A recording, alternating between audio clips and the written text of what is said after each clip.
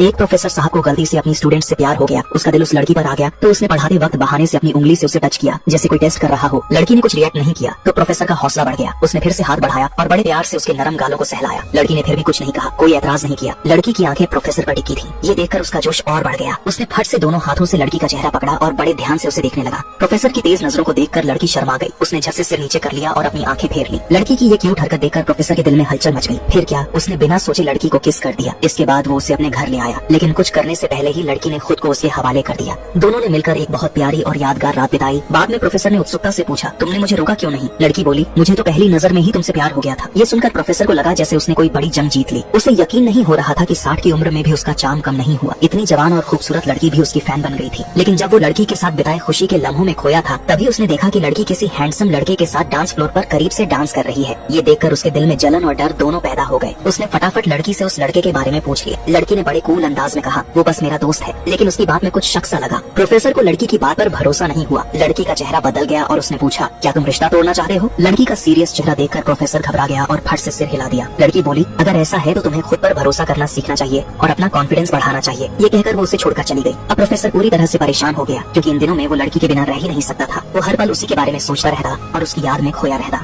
अगले दिन उसने लड़की को ढूंढ निकाला और कहा, अगर तुम मुझे नहीं छोड़ोगी तो मैं कुछ भी करने को तैयार हूँ। आखिरकार दोनों ने फिर से साथ रहने का फैसला किया और कहानी यहीं खत्म हो जाती है।